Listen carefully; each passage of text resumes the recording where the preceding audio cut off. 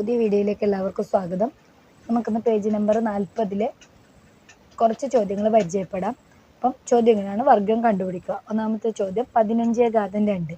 ഇത് നമ്മൾ ഒന്നാമത്തെ അധ്യായത്തിൽ മുമ്പ് പറഞ്ഞ കാര്യമായിരുന്നു അല്ലേ. അപ്പോൾ ഇവിടെ നമ്മൾ കഴിഞ്ഞ ക്ലാസ്സിൽ പഠിച്ചൊരു സൂത്രവാക്യം ഉണ്ടായിരുന്നു. എന്തായിരുന്നു അത്? എക്സ് പ്ലസ് വൈ ഘാതം 2 അല്ലെങ്കിൽ x plus y whole square സമം x square plus 2xy plus y square അല്ലേ. ഇതായിരുന്നു നമ്മൾ കഴിഞ്ഞ ക്ലാസ്സിൽ പഠിച്ച സൂത്രവാക്യം. ഇത് വെച്ചുകൊണ്ട് നമുക്ക് ഈ ചോദ്യത്തിന് എങ്ങനെയാണ് ഉത്തരം കണ്ടുപിടിക്കുന്നത് നോക്കാം അല്ലേ. അപ്പോൾ അവിടെ ഒന്നാമത്തെ ചോദ്യം എന്താണ്? 15/2 എന്നാണ് അല്ലേ. അപ്പം നമുക്ക് എങ്ങനെ എഴുതാം അതിനെ? 10 കൂട്ടണം 5 എന്ന് എഴുതാം അല്ലേ. നമ്മൾ ഒന്നാമത്തെ ചോദ്യം എന്താണ്? 15/2. നമുക്ക് എന്ത് എഴുതാം? 10 കൂട്ടണം 5/2 അല്ലേ. അത് ഈ രൂപത്തിലാണെന്നുള്ളത്. എക്സ് കൂട്ടണം. ഇപ്പോൾ എക്സ് എത്രയാണ്? 10. വൈ എത്രയാണ്? 5. നമുക്കിതിൽ കൊടുത്താൽ എന്ത് വരും? x/2 10/2 കൂട്ടണം 2 ഗുണിക്കണം 10 ഗുണിക്കണം 5 കൂട്ടണം വൈ എത്രയാണ്? ഇവിടെ 5 ആണ്. 5/2 അല്ലേ. അപ്പോൾ 10/2 എന്ന് പറഞ്ഞാൽ ഉത്തരം 100 കൂട്ടണം 2 ഗുണിക്കണം 10 ഗുണിക്കണം 5. 2 ഗുണിക്കണം 10 20. 20 ഗുണിക്കണം 5 എത്രയാണ്? 100 അല്ലേ.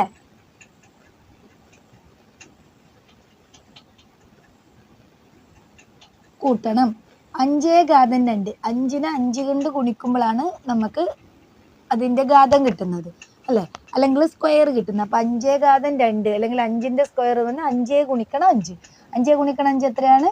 25 ആണ്. അപ്പം നമുക്ക് ഉത്തരം എത്ര കിട്ടി? 100 100 25. കൂട്ടി നോക്കാം. 100 കൂട്ടണം 100 കൂട്ടണം 25 അല്ലേ. കൂട്ടുമ്പോൾ അതിൻ്റെ സ്ഥാനങ്ങളെല്ലാം നോക്കിയിട്ട് വേണം കൂട്ടാൻ വേണ്ടിയിട്ട്. അപ്പോൾ 0 കൂട്ടണം 0 കൂട്ടണം 5 5 ആണ്. 0 കൂട്ടണം 0 കൂട്ടണം 2 2 ആണ്. ഒന്നും കൂട്ടിയാൽ 2. അപ്പോൾ ഉത്തരം എത്ര കിട്ടി? 225. 225 ആണ് നമ്മുടെ ഉത്തരം അല്ലേ. അപ്പോൾ 15/2 എന്ന് പറഞ്ഞാൽ ഉത്തരം എത്രയാണ്? 225. അപ്പം അടുത്ത ചോദ്യം എന്താണ്? 25/2.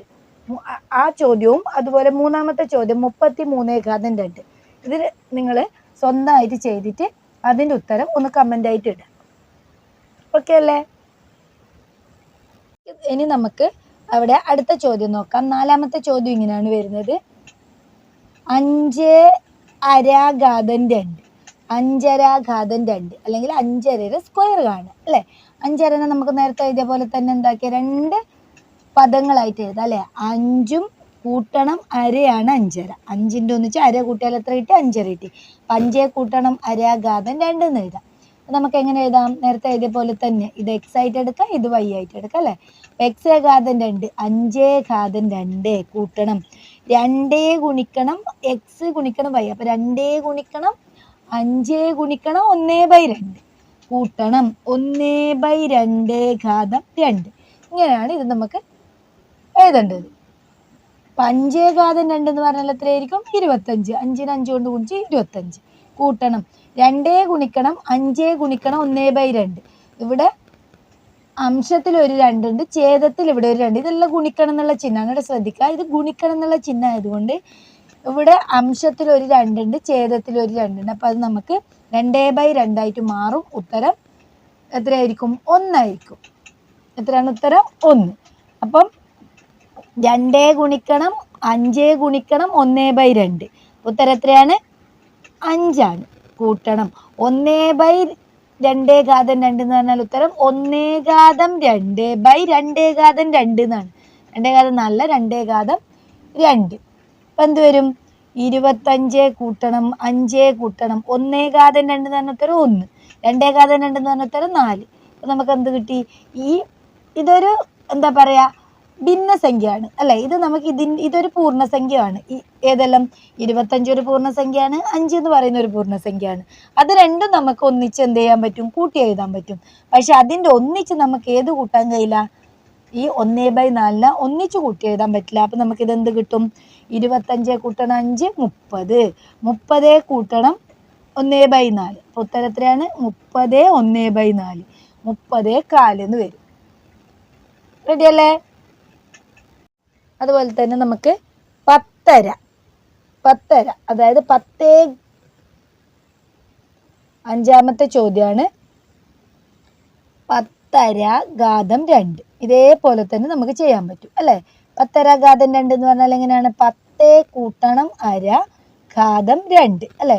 നമുക്ക് എങ്ങനെ എഴുതാം? 10 കൂട്ടണം 2 ഗുണിക്കണം 10 ഗുണിക്കണം അര കൂട്ടണം 1/2 ഘാതം 2. 10 എന്ന് പറഞ്ഞാൽ 100. ഇനിയിപ്പോൾ 2 1/2 എന്ന് പറയുമ്പോൾ 1 ഉത്തരം. അപ്പോൾ അവിടെ എത്ര കിട്ടി? 10 കിട്ടി.